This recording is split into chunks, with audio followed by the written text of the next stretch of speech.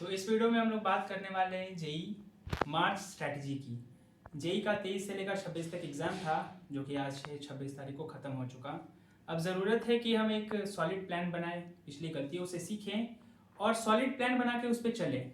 तो पहला स्ट्रैटेजी का पॉइंट ये है कि आपको दूसरी कोई स्ट्रैटेजी वीडियो नहीं देखनी है। हो सकता है कि मेरा ये स्ट्रैटेजी वीडियो फाइनल ना हो, तो आप खुद की बनाओ, 10 जगह से और देखो, लेकिन 10 जगह से देखने का टाइम फिक्स करो और बस that's all, now my journey starts.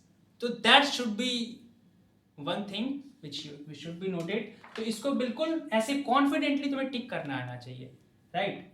तो ये इसका टाइम लिमिट सेट करो और बस काम शुरू करो। टारगेट क्लैरिटी की कमी की वजह से ना सारा कुछ मिक्स वगैरह हो जाएगा। प्रैक्टिकली देखो, एक चीज़ तो ध्यान में आया ना कि ये फरवरी है, 26 तारीख हो गया और ये 30 तारीख का महीना नहीं है, ना ही 31 का है। 2 दिन बाकी हैं, परसों के बाद फरवरी एंड हो जाएगा और 15 दिन बाद जेई का सेकेंड वर्जन आ जाएगा, मार्च वाला। तो तुम्हारे पास टाइम 20 दिनों का नहीं है, मात्र 15 दिनों का है, जिसके लिए 12 दिन तुम्हें थ्योरी कवरेज में लगेंगे और लास्ट के 3 दिन तुम्हें रिवाइज करना होगा। 3 दिन अगर थ्योरी कवरेज में लगेंगे, 2-3 कैटेगरी होती है भाई। किसी ने अच्छा खासा पढ़ रखा होता है, किसी ने नहीं पढ़ रखा होता है। नहीं पढ़ रखा होता है मतलब सच में बहुत कुछ नहीं पढ़ रखा होता है। अब शायद मैं ये समझ सकता हूँ, बहुत सारे स्टूडेंट समझ सकते हैं, बहुत लोग इसको कंसीडर नहीं करते हैं। I am considering that. तो तुम्हें यहाँ पर क्लैरिटी की बहुत ज़्यादा ज़रूरत है भाई। टारगेट क्लैरिटी यार, 250 मार्क्स लाओगे प्लीज़, तुम खुद भी जानते हो, तभी तो तुम डरते हो ना। तो डर का कद्र करो, डर से डरो मत। तो कद्र जब करोगे तो तुम रियलिटी फेस करोगे और फिर उसके अकॉर्डिंग प्लान बनाओगे। तो अच्छा प्लान तब आएगा जब तुम्हारे टारगेट में क्लैरिटी होगी। तो तुम एक काम करो, देखो, एक तो पहले जेई मोस्ट ऑफ द लोग ऐसे देते हैं, है ना, कि मतलब थोड़ा दमखम है जेई में, है ना, और दमखम काम करने वाला, दमखम वाला काम ही करना पसंद होता है, ठीक है, बड़ा काम करना पसंद था। तो उसमें 150 मार्क्स यानी 50% स्कोर बहुत अच्छा होता है। 98 परसेंटाइल दिलाते हैं विथ अ बेट। तो अगर 98 परसेंटाइल तुम्हें मिल जाते हैं और वो भी सेकेंड अटेम्प्ट में, अगले 2 अटेम्प्ट बाकी है, व्हाट्स रॉन्ग विद यू? तो बहुत ज्यादा ऊंचा मत देखो, है ना, नीचा मत देखो, एक जगह देखो और उस पर काम करना शुरू करो। हो सकता है तुम्हें परफेक्शन जब आ जाए तो खुद ही तुम्हें लगे कि हाँ, अब मुझे एम बढ़ाने की जरूरत है और ऊपर ले जाने की जरूरत है ना। तो यू गॉट माई पॉइंट, इसको फिक्स करो। तो मेरे को लगता है जिसने बहुत कम पढ़ाई की या फिर बिल्कुल इनिशियल फेज में ना, I am getting your point, ठीक है, तो बिल्कुल ही जीरो हो तो यार 150 से ज़्यादा मत रखना, बहुत अच्छा होता है। और उसको अचीव करके दिखाओ, फिर नेक्स्ट बारे में एयर बन लाना। चलो भाई ठीक है। वाई, ये इक्वली इंपॉर्टेंट, लेकिन सबसे फर्स्ट नंबर पे आता है। लेकिन इसका मार्ग बंद करना यार, तुम जेई करो ना करो, स्ट्रेटजी वीडियो प्लीज देखना बंद करो यार। टाइम वेस्ट करने के अलावा कुछ नहीं करते हो उसमें। मैं भी वही काम करके, है ना, बर्बाद वगैरह हो चुका हूँ, तो इसीलिए बहुत एक्सपीरियंस पे बोल रहा हूँ। तुम्हें भी एक्सपीरियंस हो गया होगा। तो अभी बात कर रहा था वाई की ना, ये वाई जेई किस लिए किया था, जिस भी रीजन से किया था उसको रिविजिट करो, एनर्जी आएगी, है ना। और स्ट्रैटेजी वगैरह ज़्यादा कुछ होता नहीं है, आपको बस वो नॉलेज एक्वायर करनी होती है जो वो एग्ज़ाम मांग रहा है। आपका ये एग्ज़ाम क्या मांग रहा है? Syllabus completion.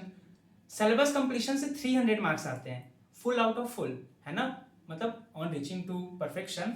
लेकिन अगर परफेक्शन तक नहीं पहुंचे भाई, तो 50% में 50% पढ़ के आप 35%, 40% तो स्कोर करनी चाहिए। तो 60-70% का टारगेट रखिए और 50% स्कोर तो आपको आएगा। वो डिपेंड करता है कि भाई आपने प्रैक्टिस करी है कि नहीं, है ना, कॉन्फिडेंस आया है कि नहीं। एक चीज को मल्टीपल बार करते करते, इनऑर्गेनिक याद नहीं होते हैं, रोज सुबह उसको आप रिवाइज करिए। मैथ्स में यार नया क्वेश्चन टैकल करने नहीं आता है तो नए नए ही क्वेश्चन करिए, ताकि आपका दिमाग अटेम्प्ट करने के लायक बच जाए। और फिजिक्स में क्या है भाई, तो अभी जेई में यार जाके, मैं तुम्हारी तरह का लग रहा होगा, ओके इट्स फाइन, कोई प्लेटफॉर्म है ना, अभी यूट्यूब पे बहुत सारे प्लेटफॉर्म दिख रहे हैं, वहां पे जाकर उनके एनालिसिस देखो।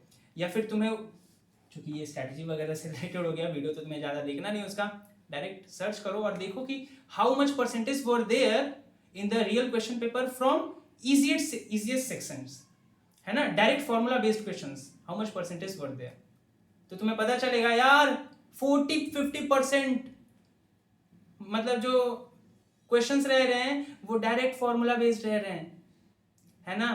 तो मतलब ये कि फिजिक्स में तुम्हें कंसेप्ट्स तो चाहिए ही चाहिए, लेकिन फॉर्मूला भी उतने ही साथ साथ रिवाइज करते रहा करो, राइट, और उसके क्वेश्चंस किया करो, ठीक है। और इसी पेपर है तो सही से कर ही लोगे।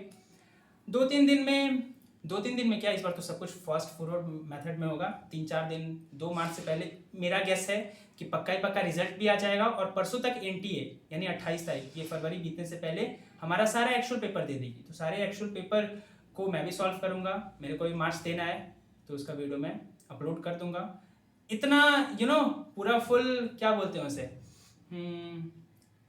व्हाट इज दैट, साज सजावट के साथ अपलोड नहीं करूंगा, है ना। लेकिन ये चीज़ है कि तुम्हें सबसे ज़्यादा क्लैरिटी आ जाएगी, सॉल्यूशन का फील आ जाएगा, उस तरह से करूंगा, ठीक है, जिससे कि मेरा ज़्यादा टाइम ना जाए और तुम्हारा भी काम हो जाए। तो अब तक के लिए यही, आगे जुड़े रहेंगे अपन। तुम इसका डिस्क्रिप्शन ज़रूर पढ़ना, जो कुछ बातें बाकी रहेगी ना इसमें, जो मैं पहले सोच के आया था और बोल ना पाया, तो वो तुम डिस्क्रिप्शन में पढ़ लेना या फिर कमेंट में पढ़ लेना। और टेलीग्राम पे भी ग्रुप वगैरह बनाया जा सकता है, लेकिन उसमें है ना कुछ लिमिट होंगी, ताकि कचरा वगैरह ना हो, है ना।